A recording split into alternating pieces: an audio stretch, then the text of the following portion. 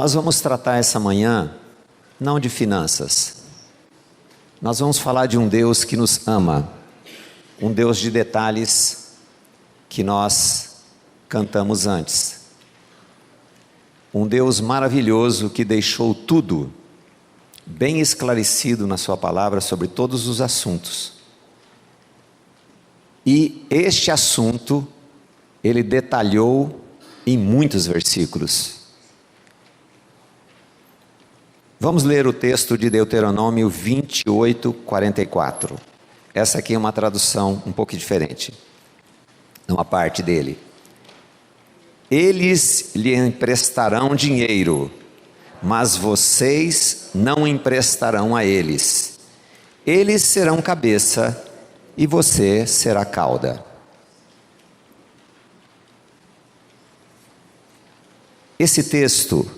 Neste texto, Deus estava instruindo a Moisés sobre como o povo de Israel deveria agir na Canaã, na terra prometida. Deveriam evitar por completo se envolver em dívidas ou tomar emprestado, como as traduções mais tradicionais falam, tomar emprestado. Pois contraindo empréstimo, seriam cauda. Estariam sempre nas mãos do estranho, seriam escravos dos seus credores. O povo judeu resistiu em receber e crer no Messias, mas podemos ter certeza que não fazem dívidas. Eles tomaram ao pé da letra e são hoje um povo próspero financeiramente. Então, se uma coisa que o judeu creu é isto, não dever nada para ninguém.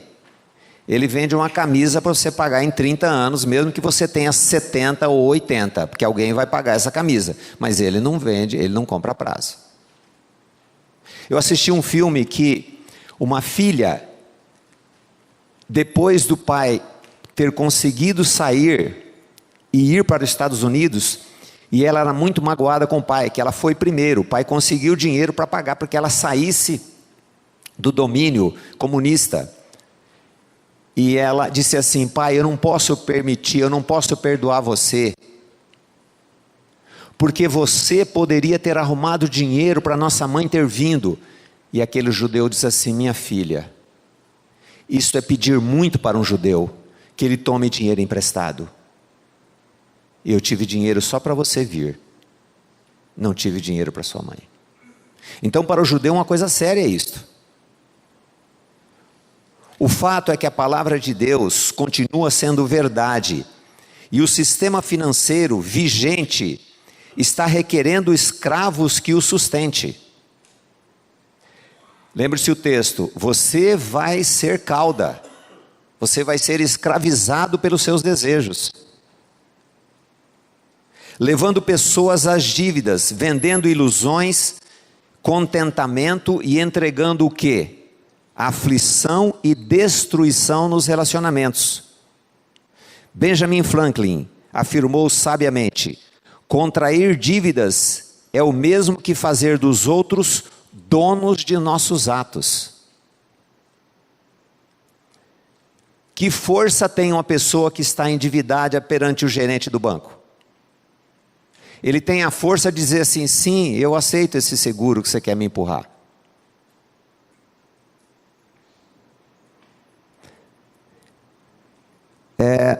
Certa vez acompanhei de longe uma pessoa que tinha 18 consórcios de moto.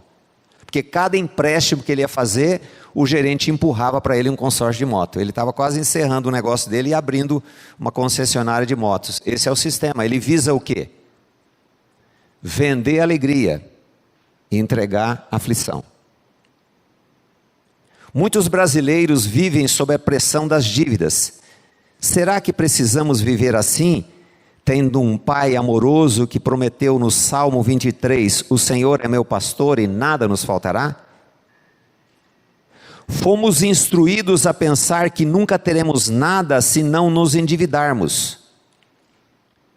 Viver como renascidos implica em receber a metanoia, mudança de mente,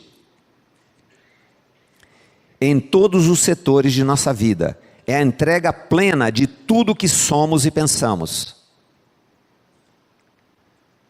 Deus de detalhes, que conta fio de cabelo.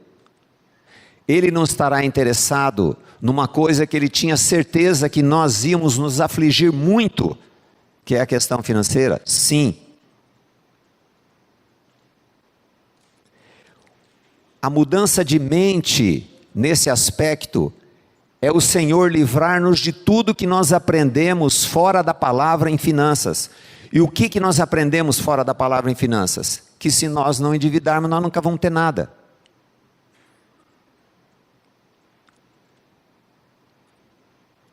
Caminhando com pessoas endividadas há muito tempo, percebemos que muitos não entregam suas finanças ao Pai. Na soberba acham que podem viver conforme o que aprenderam fora do que a palavra de Deus instrui, em mais de 2.000 textos sobre finanças. Que frutos colheremos pela desobediência? Devemos ressaltar que alguns são tão equilibrados que conseguem viver com dívidas controladas, mas o caso não é se dá certo ou não. Nosso comprometimento como filhos a obedecer, mesmo que a nossa CII, chamada de Caixa Idiota Instruída, citada por Harold Hill, recuse a clareza dos conselhos de Abba. Certo escritor, ele formulou uma frase muito interessante, que nós fomos instruídos por manipuladores para pensar que nós temos que ganhar, trabalhar, amealhar, ter. Então, Harold Hill está dizendo o seguinte, que essa caixa idiota instruída, ela precisa passar pela metanoia, mudança de mente, para entender que Deus é amoroso, e sabe tudo o que nós precisamos, e se agrada em nos abençoar. Se diante de um estudo como esse de finanças, nós saímos pensando aqui que Deus é miserável, e esse é um dos motivos que muitas pessoas não entregam suas finanças a Deus, por acharem que vão ter vidas miseráveis. É certo que o tratamento de uma pessoa endividada dura de 3 a 5 anos, e ela vai passar por situações bem difíceis. Certa vez no local falando sobre finanças, uma pessoa me disse assim, a pessoa que estava do lado, quando o senhor falou que demora de 3 a 5, falou, nossa, tanto tempo. Aí esse senhor disse assim para ele, falou assim, eu estou 45 anos vivendo endividado, o que é 5 anos para quem está 45 anos escravo do sistema? Regime é sempre bom começar amanhã, né? O Senhor quer tratar a nossa vida e mostrar quanto Ele nos ama. E providenciou tudo em Cristo Jesus. Quanto tempo nós vamos sentar aqui e louvar o Senhor de coisas lindas, e a nossa vida está uma aflição na área financeira. Se nós não cremos que o Pai é suficiente, nós vamos ter que usar as muletas pelas quais fomos instruídos pelo sistema financeiro. Ou você vai servir um ou vai servir outro. Bem, vamos agora tratar em como organizar nossas finanças à luz da Bíblia, elencando algumas razões por que nossas finanças podem estar desorganizadas. Bem, podemos estar gastando por desejo e não por necessidade. Observe o texto de Tiago 4:1-3, vamos ler. De onde vêm as guerras e pelejas entre vós? Porventura não vem disto, a saber, dos vossos deleites que nos vossos membros guerreiam? Cobiçais e nada tendes, matais e sois invejosos, e nada podeis alcançar. Combateis e guerreais, e nada tendes, porque não pedis. Pedis e não recebeis, porque pedis mal para gastardes em vossos deleites. Nossos desejos nos levam a pensar que se não tivermos isto ou aquilo, seremos infelizes ou não aceitos pelos outros. Vem a cobiça e vira a luta interna para atingir a concretização do sonho, e logo depois pode se tornar um pesadelo.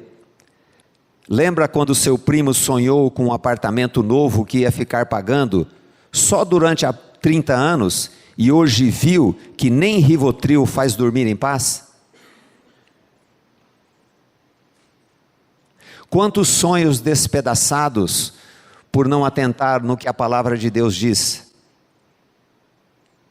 Quantas coisas que nós sonhávamos que seriam uma bênção para nós, mas adquirida fora da vontade do Senhor se torna um pesadelo.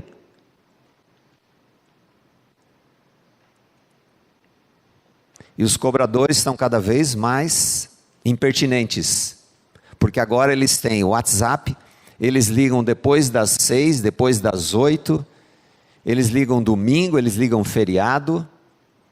Acompanhei um homem que ele falou assim: eles não me dão sossego, eu estou totalmente endividado, eles continuam oferecendo dinheiro para mim, porque o sistema tem a medida do enforcamento. Quando você não consegue mais, ele puxa a corda e fala: agora você vai ter que renegociar a dívida. Você já ouviu o seu primo contar isso para você, não foi? Ele já veio falar isso para você, que aconteceu com ele, né? É isso que acontece. E o Deus da misericórdia fala assim: ela se renovou cada manhã. Um outro item pelos quais as finanças podem estar desorganizadas: você vive de aparência e tem inveja dos outros. Em Provérbios 27:4 está escrito: cruel é o furor e impetuosa é a ira, mas quem pode resistir à inveja? Eu penso até que o sistema de produção, ele trabalha muito com a inveja. Você vê alguma coisa com alguém, e geralmente a gente prefere orar para quem a gente não gosta, e ver uma coisa que ele tem. Aí desenvolve em nós um sentimento, principalmente para os homens que são invejosos demais. E você se sente diminuído se você não tem aquilo. Aí precisamos atingir o objetivo de comprar aquilo. Aí não temos dinheiro, nós fazemos o quê? Vamos para o sistema, que está de braços abertos para nos tornar felizes com aquilo, seja lá o que for. Há uma quantidade enorme de pessoas que vivem invejando os outros e as conquistas dos outros. Tenho pensado que a inveja nos leva a comprar o que não precisamos, para que assim não nos sintamos diminuídos. Nas famílias, se um parente adquire algum bem, geralmente desencadeia um desejo geral de ter algo melhor ou semelhante nos outros. Temos muito medo de parecer aos outros que não podemos ir a uma viagem com os amigos, ou comprar um vestido novo, ou aliás, comprar um terno novo para o homem para o casamento. Ou um vestido novo para um casamento. Devido à vergonha, não hesitamos em contrair dívida. Você imagina se eu vou com isso aqui?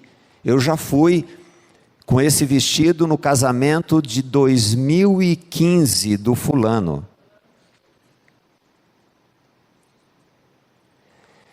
Eu separei aqui uma coisa bem interessante que saiu na coluna do Militão ontem.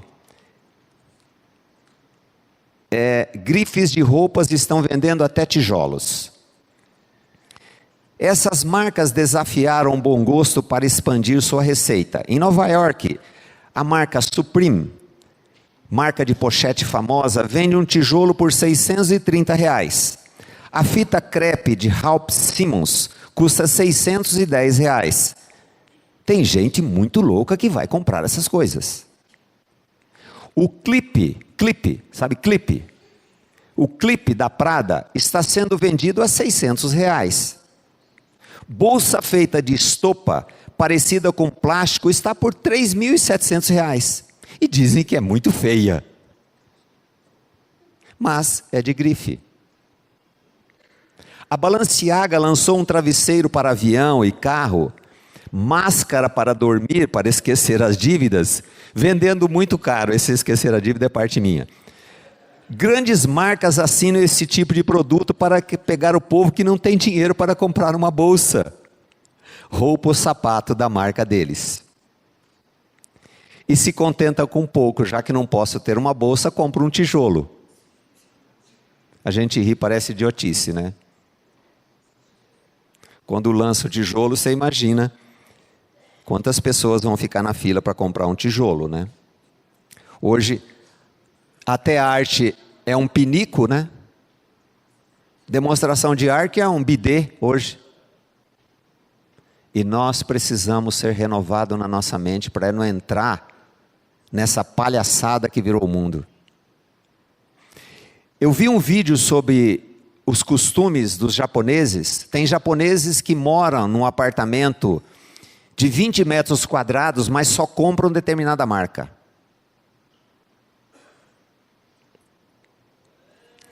Nem todo mundo é tão exagerado assim, né? Uma outra coisa porque nossas finanças podem estar desorganizadas.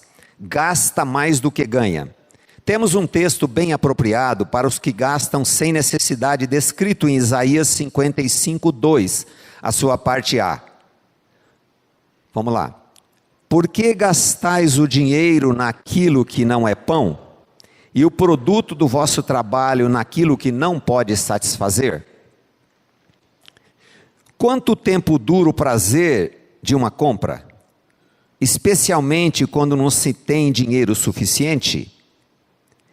Geralmente pessoas se endividam por excesso de supérfluos. O falecido Joelmir Betting disse certa vez: quando há excesso de supérfluos, falta para o que é necessário. Quando gastamos mais do que ganhamos, vamos precisar de injetar mais dinheiro, mas geralmente apelando para os empréstimos. Quando a pessoa inicia o processo de restauração financeira, ele não sabe quanto ele está devendo, por uma simples causa: ele tem medo de saber quanto ele deve. E ele passa um mês somando o que ele deve, e no outro mês ele traz mais dívida, porque ele não sabe quando ele deve. Ah, agora que eu lembrei, eu estou devendo R$100 para meu primo, estou devendo mais 500 para o fulano. É uma fieira sem fim, porque depois que acostuma-se a dever, nem quando ele tem o dinheiro para pagar, ele vai pagar, fala: amanhã eu pago. Gastar mais do que ganha. É tão simples, né? Como é que resolve o problema financeiro? Gastar o que você ganha. Ah, mas eu ganho muito pouco. Se o nível de exigência, o nível de aceitação, o nível de relacionamento que nós temos é um relacionamento alto, nós vamos ter que gastar mais do que ganha. Não tem jeito. Aí, como que acerta as finanças? Um outro item porque podem estar desorganizadas as nossas finanças. Você e eu acumulamos-nos de dívidas. Esse texto aqui, a Bíblia fala sobre contra a Babilônia, que invadia as nações e destruía as nações. Mas podemos pensar nele numa questão financeira também. Vamos lá. Não levantarão, pois, todos estes contra ele uma parábola e um provérbio sarcástico contra ele, e se dirá: ai daquele que multiplica o que não é seu, até quando? Daquele que carrega sobre si dívidas, porventura não se levantarão de repente os que te hão de morder, credores? E não despertarão os que te farão tremer? E não lhe servirás tu de despojo? Ai daquele que para sua casa junta cobiçosamente bens mal adquiridos para pôr seu ninho no alto, a fim de se livrar do poder do mal. Vocês podem ver que estamos procurando nos ater o que a Bíblia fala. Você vê, aquele de cima do Isaías, gastar o dinheiro naquilo que não é pão, naquilo que não pode satisfazer. Esse aqui, aquele que multiplica o que não é seu. Porque na verdade, quando o seu primo assume um financiamento de 30 anos, no Minha Casa Minha Vida, Quando ele pagou o primeiro mês, ele tem uma pequena partícula do que onde ele mora, porque não é dele. Quando nós financiamos um carro, aquele bem não é nosso, até que tudo seja quitado. É a lógica ou não? Uma vez, pastor Abuchaim, um irmão aqui da igreja, disse assim: pastor, Deus me abençoou com esse carro aqui. Falou assim: ele é seu? Ele falou: está aqui, recibo aqui, está no meu nome. Ele falou assim: não, querido, não é seu. Você pagou uma pequena partícula, não se iluda. E eles não vão pestanejar de arrancar ele de você. Porque o outro texto diz assim: eles vão tirar até a sua cama onde você dorme. Ele está fazendo a parte dele, o sistema faz a parte dele. Mesmo que ele escreva em linhas muito pequenas, ele vai fazer o que ele tem que fazer. E nós só entramos porque nós sabemos que vai acontecer isso, ou nós imaginamos que não vai acontecer. Quantas pessoas vivem num desespero? Uma outra parte desse estudo, nós analisamos uma compra do Minha Casa Minha Vida, por isso que esse título, Minha Dívida, Minha Vida. A pessoa assumiu 30 anos para um apartamento de 45 metros, e ela teve que pagar uma série de coisas, eu não vou poder explicar aqui, posso explicar até outro dia. Ela pagava R$ 1.600 por mês, e ela não pode alugar, e não pode vender durante 5 anos. Aí, o chamado cristão, crente, faz um contrato de gaveta e bota uma pessoa lá. Aí se ela porventura perde aquilo, ela vai dizer: que lei injusta. Ela está fazendo, ela está sendo injusta, ela está sendo desonesta. R$ 1.600. Durante 35 meses, depois diminuiu um pouco. Porque umas coisas que ela teve que emprestar, teve que gastar. Esse é o sistema. Mas na hora parece uma coisa maravilhosa. Afinal, se eu não fizer desse jeito, eu nunca vou ter nada. E o Pai de misericórdia está onde?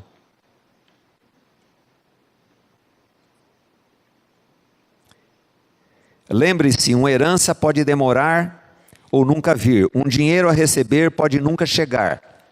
Mas um boleto e um cobrador sempre chegam. Há muito sofrimento para quem gasta mais do que ganha. Muitos vivem na ilusão de que no mês que vem as coisas vão melhorar. Mas sempre, se gastamos mais do que ganhamos, nunca as contas vão bater.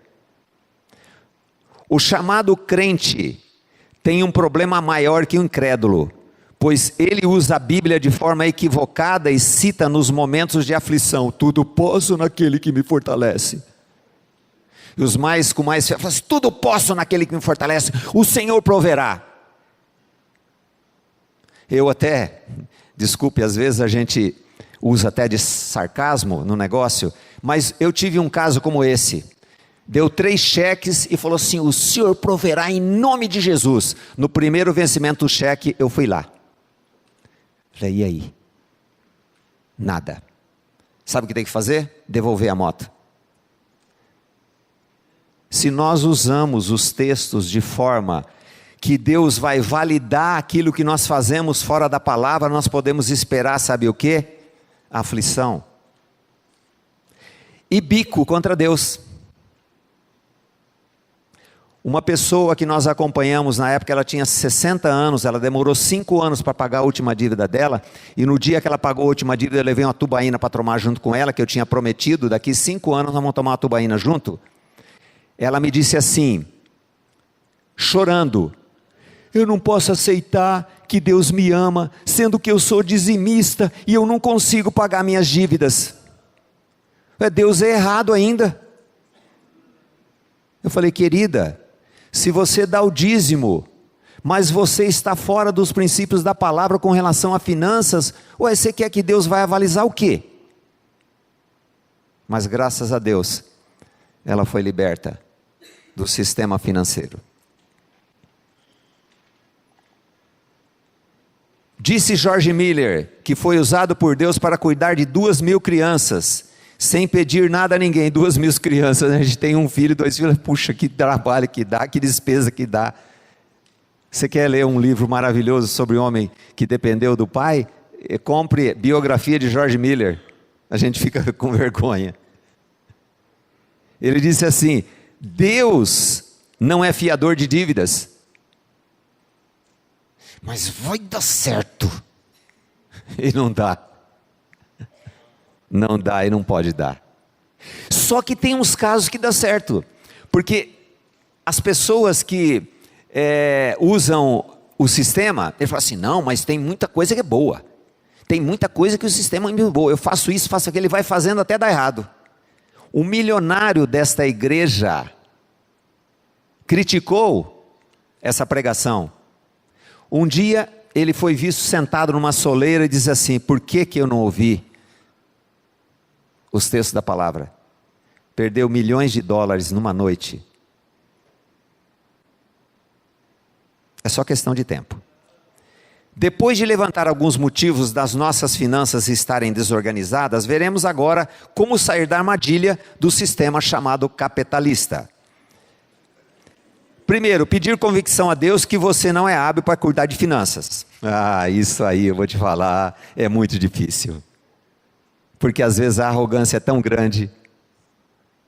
Já caminhei com gerente de banco, contadores, que estavam totalmente destruídos financeiramente. Gente que devia saber do negócio, né? Outra, pedir arrependimento por reclamar do salário da esposa do país, e etc. Arrependimento. Uma vez falei com uma pessoa: você precisa pedir arrependimento. Eu falei assim: arrependimento de quê? Por ter gastado o dinheiro que Deus mandou para você de forma errada. Quanto dinheiro, irmãos, nós botamos fora? Quanto que o Senhor tem botado na nossa conta para a gente gastar no nosso deleite, naquele texto lá que eu falei antes, que eu não tenho tempo de tratar, gastar nos próprios deleites lá, né? Do Tiago 4:1-3, pedis e não recebeis, pedis mal para gastar nos vossos deleites, e o Pai dá mais do que pedimos ou pensamos. E se falar merecemos, então aí nós estamos ralados, né?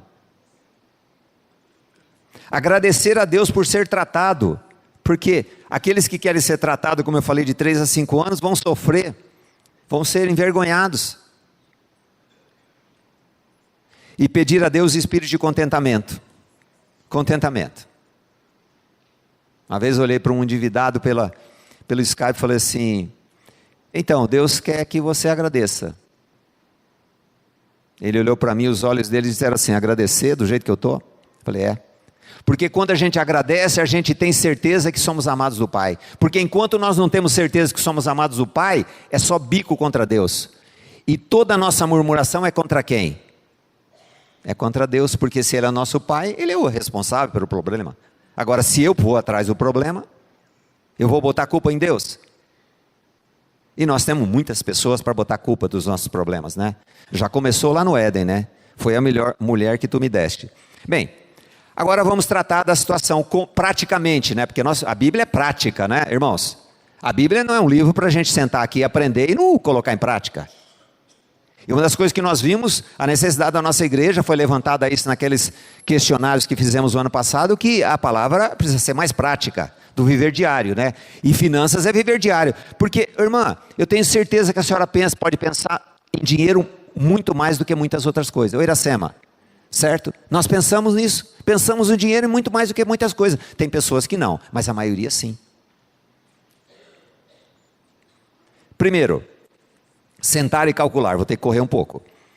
Leamos o texto em Lucas 14:28. Pois qual de vós, querendo edificar uma torre, não se assenta primeiro a fazer as contas dos gastos, para ver se tem com que acabar? Olha que coisa simples. Sentar, fazer as contas dos gastos para ver se consegue. Agora, se for fazer a conta dos gastos assim, fala assim: eu gasto isso, gasto aquilo, gasto aquilo, dá para comprar. Não vai dar certo. Para fazer as contas dos gastos, tem que saber quais são os gastos. Agora, se a gente não quer fazer A soma de quanto é os gastos, relacionar quanto os gastos, quanto que vai saber? Vai comprar as coisas mesmo. Porque quando nós estamos decididos a comprar uma coisa, na cabeça dá certo, o dinheiro dá, depois não dá. Apesar que tem gente equilibrada que faz dar. Mas se ela entrou em dívidas, ela pode estar fora da palavra de Deus, certo? Conforme nós estamos tratando. Então não é questão se o que eu faço dá certo, mas é se o que eu faço está dentro da vontade do Pai. Que Ele é o soberano, Ele é Senhor, né? Partimos desse princípio, né? Que Ele é Senhor da nossa vida. É necessário sentar e calcular através de anotações as entradas e saídas. É uma coisa simples de fazer. Quando aconselhamos a anotar, geralmente o primo pensa assim: mas eu não preciso anotar, preciso sim de entrar mais dinheiro. Para que eu vou anotar? Eu preciso que entre mais dinheiro. Se você não sabe gastar e entrar mais dinheiro, vai significar o quê? Mais dívidas. Por que o banco aumenta o seu limite de 5 para 10 mil reais? Para você gastar mais. Para você se sentir aceito. Porque hoje não fala mais isso. Você foi escolhido entre o nosso gerente. Não tem mais isso, né? Tem isso ainda? Você foi escolhido entre nossos clientes a aumentar os de 10 para 20. Você fica todo empavonado, né? É interessante isso. Se entrar mais dinheiro, o roubo vai ser maior. Nossas lógicas aprendidas no sistema capitalista sempre recusam a sabedoria do Pai. É possível que depois de 3 meses de anotações, podemos chegar à conclusão descrita em Ageu 1,6. Vamos lá. Semeais muito e recolheis pouco. Comeis, porém não vos fartais. Bebeis, porém não vos saciais. Vestivos, porém ninguém se aquece. E o que recebe salário, recebe no saco furado. Foi escrito hoje isso aqui, não é possível. Salário em saco furado. A boca de entrada é 1 polegada. A boca de saída é 20 polegadas. Porque os desejos estão aí, sabe? O processo de equilibrar finança, como disse, leva de 3 a 5 anos. Louis Frankenberg, isso aqui as mulheres não vão gostar, disse: equilibrar finanças é mais difícil que fazer regime. Parece que é para desanimar mesmo, né? Equilibrar finanças, mais difícil que fazer regime. Vamos ao outro ponto. Depois que você sentou e calculou, você vai reunir a família e explicar a situação toda como está. Em Amós 3,3 disse: porventura andarão 2 juntos se não estiverem entre acordo? Essa é a parte mais fácil de tratar de finanças. A mulher vai relacionar entradas e saídas, depois de 1 mês vai explicar para o marido que a situação está muito difícil. Aí viram alegria, glória a Deus, um abraça o outro, vamos orar agradecendo ao Senhor pela bênção que nós temos. Vira um litígio. E se tem filhos, até por sinal uma vez falando aqui, um pai disse assim, falou assim: eu chego em casa e meus filhos assim, por que você fica escutando aquele cara lá? Agora já não vão poder comprar mais nada em casa. Misericórdia, misericórdia. Mas irmãos, tem jeito do Senhor arrumar a gente se não for pelo aperto? Fala sério. Porque nós temos um sonho, certo? Os mais cheios de fé, eles têm um sonho. Vão arrumar as finanças sem poder mudar nada. Sem economizar nada, sem trabalhar mais. Sem falar com... vou mudar. Sem a mulher falar para o marido que precisa parar de gastar. Ou gastar menos. Falar para os filhos. Sabe o que vai acontecer? Nada.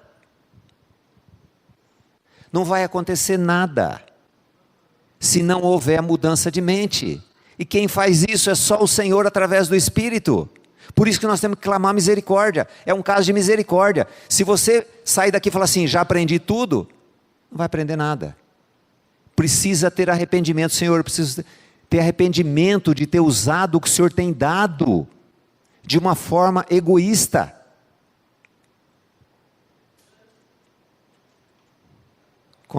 Conscientizar a família. Há muito tempo acompanhei uma viúva que o marido escondia dela a situação financeira, coisa que ela veio a descobrir só depois de seu falecimento.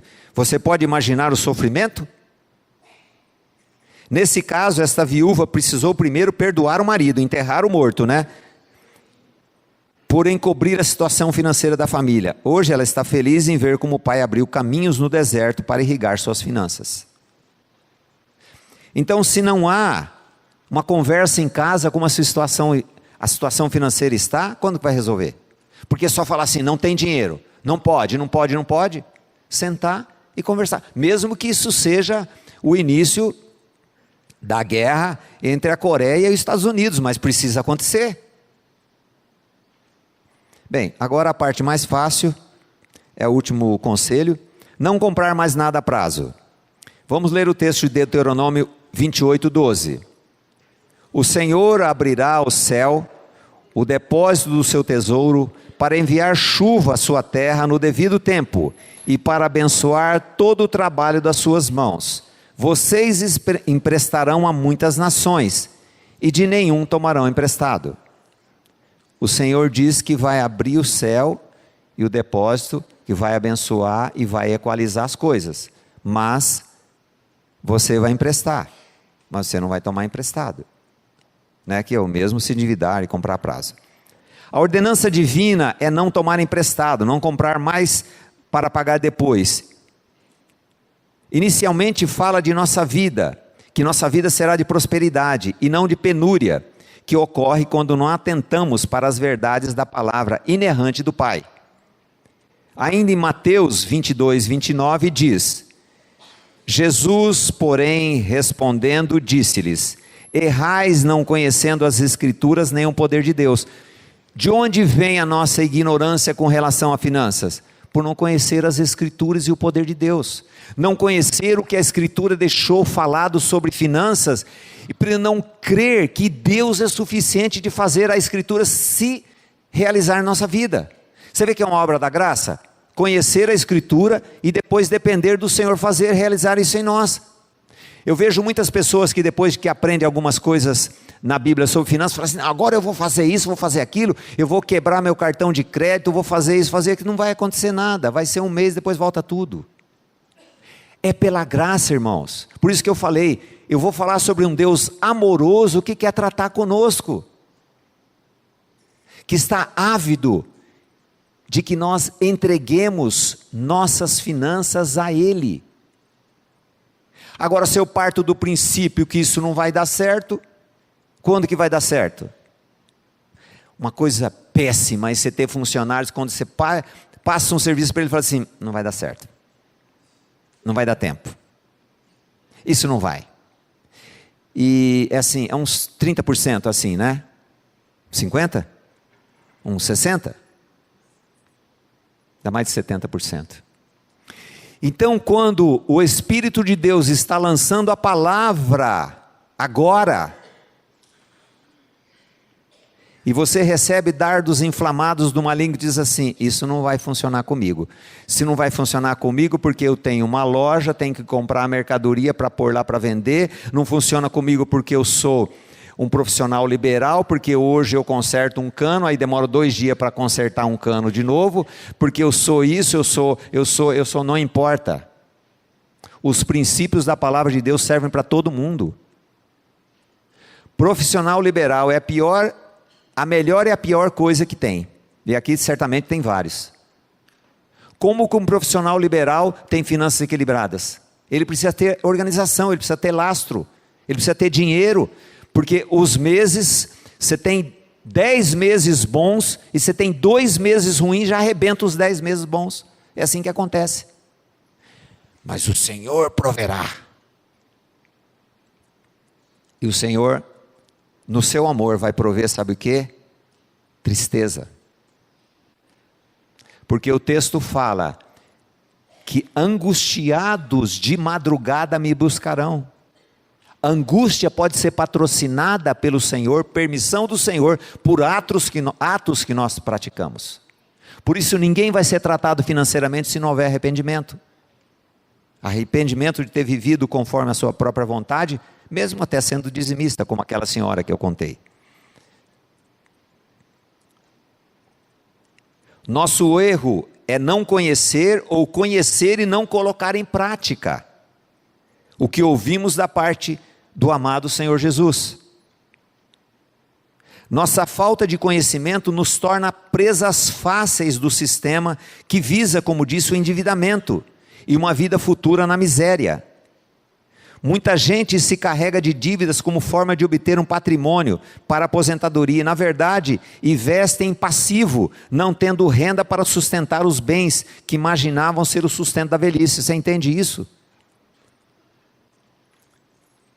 O sistema quer que nós investamos em passivos, não em ativo.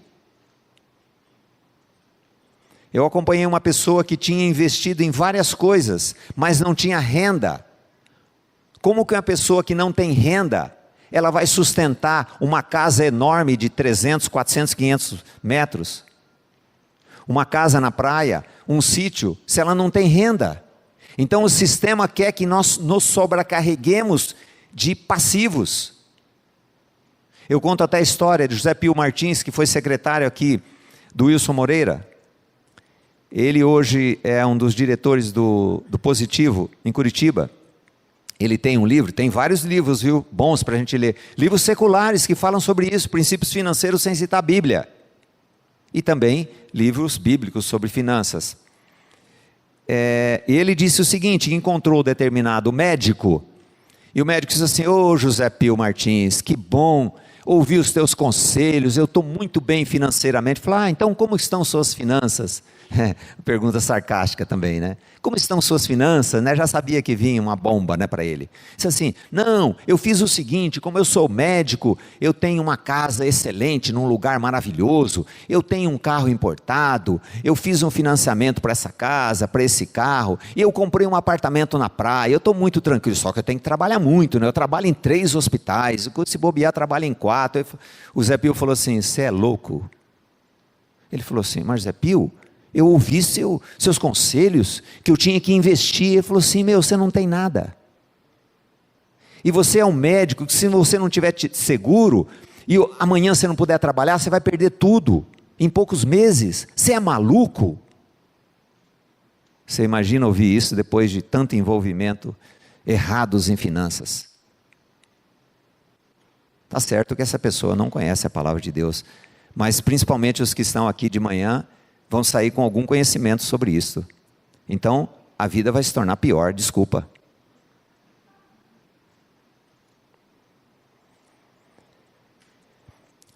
Eu quero falar desse ponto. O sistema visa velhice na miséria. Essa pessoa que eu disse que tinha 60 anos, tinha uma boa aposentadoria, tinha 6 empréstimos consignados no provento dela. Como é que a pessoa sobrevive? Tristeza. Com uma irmã doente. Então esse é o sistema vigente. Que nós tenhamos a velhice na miséria.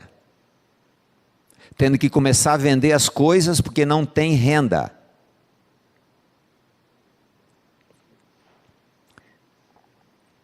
Agora quero falar àqueles que não possuem dívidas, porque quem não possui dívida, nessa hora estufa o peito, mas amam o dinheiro. Tenho pensado que todos amam o dinheiro em um grau menor ou maior, ou aquilo que ele pode oferecer, o dinheiro pode oferecer. O Senhor Jesus classificou o dinheiro como um Deus, Mamon.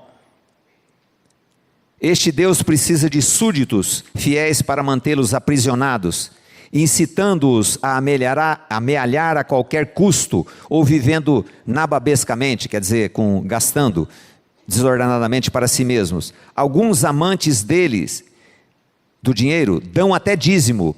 Outros não contribuem por julgar que a igreja não sabe administrar seu dízimo. Entre aspas. Não é do Senhor, é seu dízimo. Eles não sabem cuidar do meu dízimo. É meu. Observe o que disse o Senhor Jesus sobre isto em Mateus 6:24. Ninguém pode servir a 2 senhores, porque ou há de odiar um e amar o outro, ou se dedicarão a um e desprezará o outro. não podeis servir a Deus e a Mamon. Possivelmente 98% dos que estão aqui vão dizer que não amam o dinheiro. Precisamos colocar isso diante do Senhor.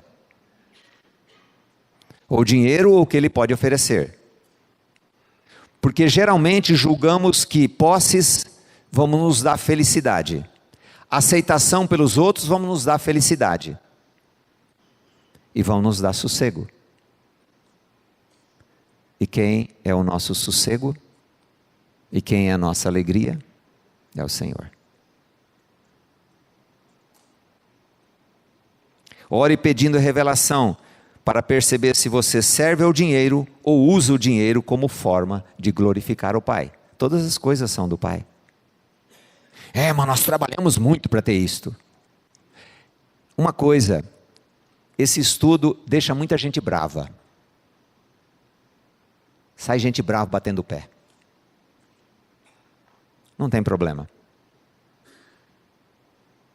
O pensador brasileiro G.F. Paranaguá, com muita sapiência, afirmou: se o problema é dinheiro, precisamos saber qual o real problema. Nestes anos de consultorias, observo que muito desequilíbrio financeiro advém de educação em lares com pais muito sovinas ou pobres demais. Medo do futuro, baixa estima, invejas, cobiça e muitos casos de falta de conhecer a Deus como um Pai amoroso e abençoador. Certa vez, acompanhamos uma pessoa academicamente top, pós-doutorado, que estava com problemas financeiros. Na segunda ou terceiro encontro, observamos que o problema dela não era esse. Porque quando nós não dependemos do Senhor e não cremos que Ele é um Pai provedor, isso vai gerar muitos problemas. Então, o problema financeiro estourou devido à falta de conhecimento de Deus, falta de dependência do Senhor. Por isso que o texto fala, conheçamos e prossigamos em conhecer o Senhor. Então, se há problema financeiro, o problema é não conhecer a Deus, não saber que Ele é provedor, ter medo de entregar a Deus, como eu disse, medo de achar que a vida vai virar miserável, e Ele é o Deus amoroso, cuidadoso. Quantos testemunhos todos nós temos aqui sobre o suprimento de Deus? Ele sempre nos abençoa. Por isso que em Cristo Jesus fomos abençoados com toda sorte de bênçãos. Então o problema financeiro, ele advém de um problema maior, que é a falta de conhecimento do Senhor. Podemos descansar nos braços do Pai, pois Ele declara em Hebreus 13:5, sejam os vossos costumes sem avareza, contentando-vos com o que tendes, porque Ele disse, não te deixarei, nem te desampararei. Olha que coisa maravilhosa. Mesmo que eu faça as coisas erradas, mesmo que eu tenha vivido como escravo do sistema do capeta, Ele fala, vem, há tempo. É necessário a gente se achegar ao Senhor, porque a gente só se achega a Ele porque Ele puxa a gente. Ele é um imã maravilhoso de amor. Vamos ficar em pé e vamos orar.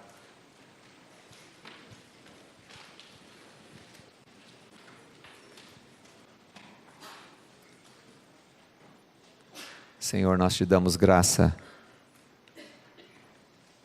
porque a tua graça, o teu amor é maravilhoso, Senhor. Eu vim nesta manhã para falar do teu amor, Senhor. Não carregar os irmãos de princípios, mas que entendam por revelação que a tua graça é maravilhosa e nos faz andar nas finanças conforme é a tua vontade, meu Pai. Liberta aqueles, meu Pai, que estão agoniados, meu Pai, com essa situação. E revela aqueles que estão até tranquilos, meu Pai, que ainda não chegaram ao endividamento grande, meu Pai, para que haja glorificação do seu nome, meu Pai, em todas as coisas. Muito obrigado, meu Pai, que a tua palavra fala que o Senhor nunca vai nos deixar, meu Pai. Louvado seja o teu nome, pois em Cristo Jesus nós somos mais do que vitoriosos. É no nome dele que nós oramos, agradecidos por esse momento, sabendo que o Senhor é o Deus da revelação, é o Deus que nos carrega no colo, porque nós somos muitas vezes egoístas, meu Pai, mas o Senhor não leva em conta e nos ama acima de todas essas coisas. Muito obrigado, Senhor amado. Aleluia, glórias ao teu nome. Amém.